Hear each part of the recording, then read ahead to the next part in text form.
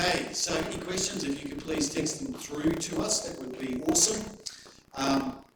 The first question I've got, which I thought was a really good one too, do we have a shortfall in specific trades in the Central West? That's probably a Tamara one.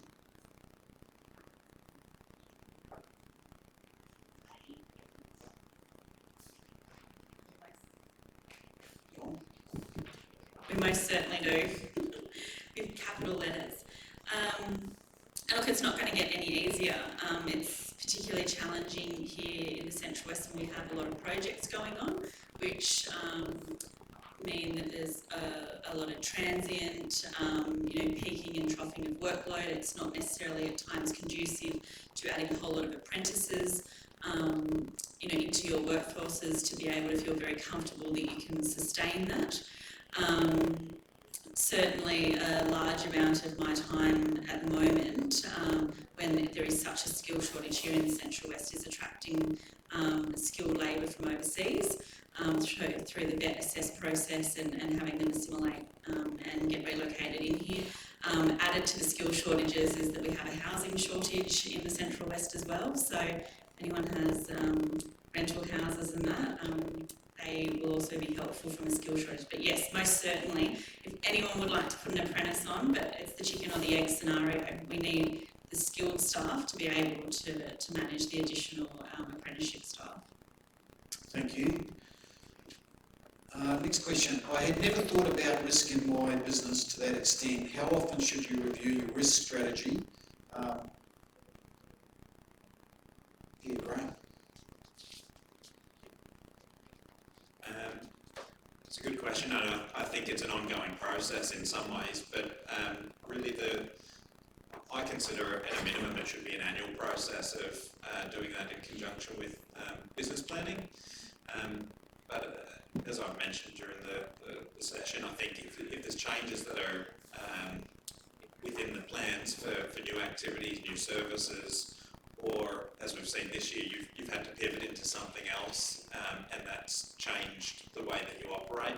It's a good time just to take out a blank sheet of paper and just think about what some of the objectives are in conjunction with those activities, but also what are the things that can get in the way.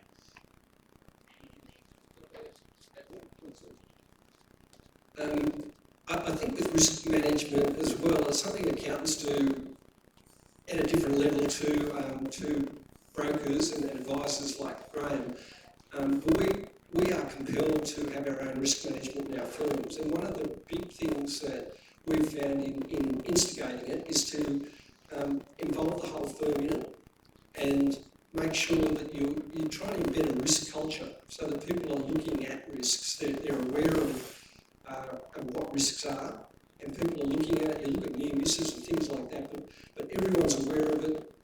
They're aware of the risks that how we advise clients, what we're telling clients to do, and the risks that we see clients carrying. And it's just getting everyone thinking about risk and how to mitigate the risk. We need risk. We want risk. That's what businesses operate. But it's about controlling the risk and optimising your own risk. Optimising risk to your advantage. Thank you.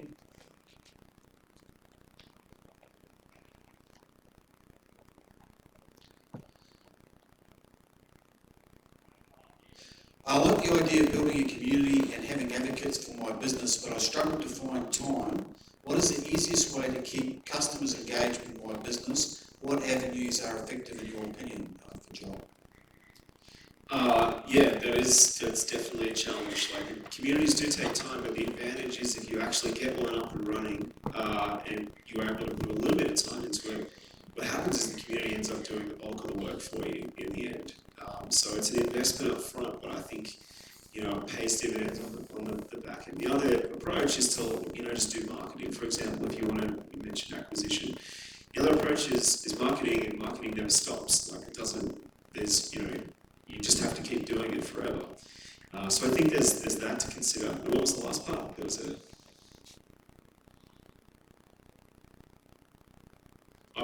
what are the approaches? What would you suggest? I'd use the tools that are out there to start with.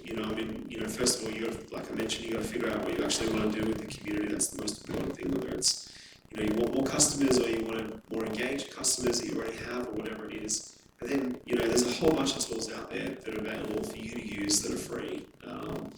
I can mention Facebook a bunch of times. There's a bunch of problems with Facebook, but there are other platforms out there too. There's like online platforms especially, and there's a whole bunch more coming out in the next year or so. But Discord's one, Slack's another. You can even get people on a WhatsApp group. Like that's enough. So I take advantage of those things, and I don't think you lose anything by even just experimenting with it. Like you don't have to do a 5-year plan on this and then begin it and see it all the way through. You can get 5 or 10 people together, like I said, on a WhatsApp group, or just meeting up once a month and just see what happens with that and see if you can actually draw the value out of it. And you'll know pretty quickly, and the people in that group will tell you as well. And this might actually, you might have answered part of this next question, but I'll ask it anyway. Have you seen any good examples of building communities for B2B companies? And what is the difference versus the B2C approaches?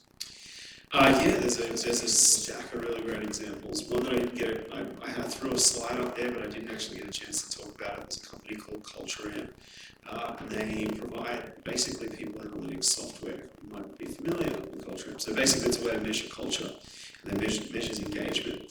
So that's B2B, right? They're selling to other businesses, and their way in was to, it's really clever, like bottoms-up strategy. Their way in is to build a community not for the owners of the businesses, but for the HR professionals, for the people who are, they call them people geeks. And what they did is they built this amazing community that it's, you would call it an engagement community, like an external engagement one.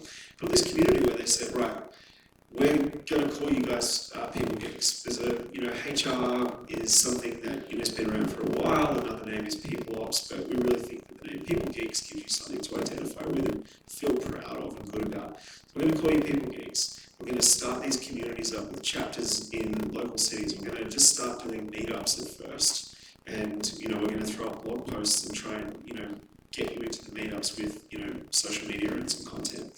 And then we're going to make you feel proud of the work that you do, and we're going to connect you with other people who are going to feel proud.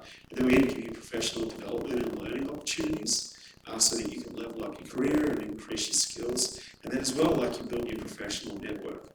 And so these people then go back into their employers and they start to work, and they're learning and they're engaged and they feel a renewed sense of purpose and value in themselves because they're a part of this community.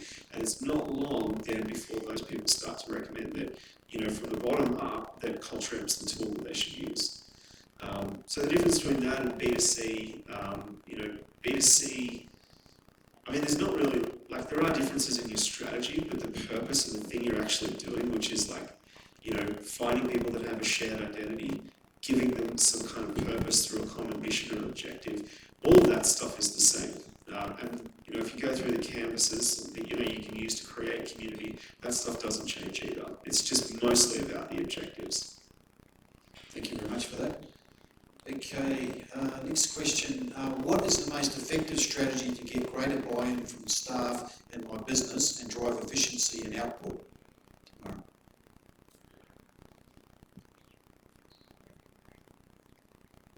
What is the greatest strategy? Yeah, what is the most effective strategy to get greater buy-in from staff in my business and then drive efficiency and output? Start with a conversation. I would near on guarantee it. They have all the answers within your business. If you sat down and were open for feedback, like personally yourself open for feedback, and not be prepared to get the conversation started but shut them down in a defensive manner too early. And that's going to take strength. There's going to be things that you may not want to hear, that you disagree with, but it's finding a safe place. And I think it's probably creating the intent that you want to do better, that we're a team, setting that scene heading into 2021 around we want to do better as a group. We've all got individual purposes to be here and achieve something great. And you can't do it on your own, because if you could do it on your own, you wouldn't have employees. So I think it's really creating a safe conversation, robust conversation, and actually being prepared to follow through with it. Eating the elephant with a teaspoon, you don't have to solve world peace out of one meeting. It's around breaking it down and incrementally just moving forward with it. You know, I spoke, I guess, in little increments about some of the things, but even just clarifying what the mission and the vision is in that for 2021. We want to grow. We want to be able to do X, Y, and Z. We want to do, you know, B, C, Y. There's no actually right or wrong to that. It's actually communicating it so people can help buy into that. And, you know, I think that's an incredible missing link. And when people can't buy into it because they don't feel part of your internal community, is that they get off the bus because they're going to find their community and tribe elsewhere. Thank you. Talk the talk. Have a conversation. I guarantee it'll add to your bottom line. Talk the talk and walk the walk. Okay, last question. Becoming close to your community can be tricky. For example, asking your community to pay for your service, how do you decipher between community and clients?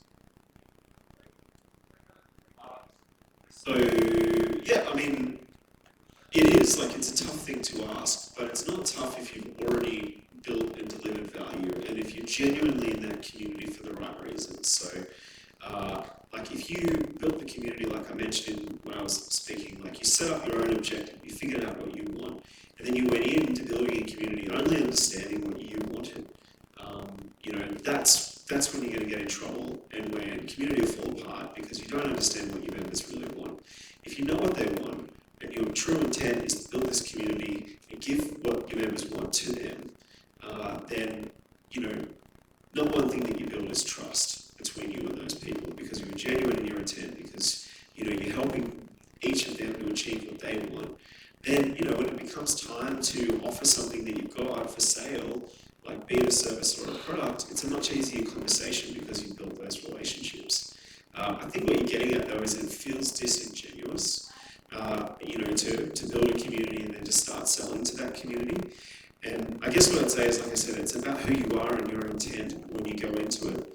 But it's also about, you know, understanding that not everyone in a community, say if it's an external community, like I mentioned the Nike Run Club, like Nike never ask you to buy anything, right? Like, if you're involved in that run club, you use the app, you connect with all your friends on it, you guys compete the way that you run, and you participate in some of the events. Nike, in any of that process, doesn't actually ask you to go and buy their shoes. It's implicit, though. Like, you know, the benefit that you're getting is not a hard sell, it's like a softer kind of sell. So that's the other thing I'd say. And a lot of PMWs do that really well. Yeah. To do a soft sell, and then people actually inquiring and asking for you to sell to them, not the other way around. Yeah. And, like, if you're, like, think about yourself, if you've ever been involved in a community and you've gotten some genuine benefit out of it, and there's a business attached to that community, you don't feel like you actually want to support that business. Like, you don't feel bad about that. Like, I mentioned I'm in the Kegland Homebrew community, and I've gotten so much out of being involved in that. I have no problem at all buying from them, and in fact, I want to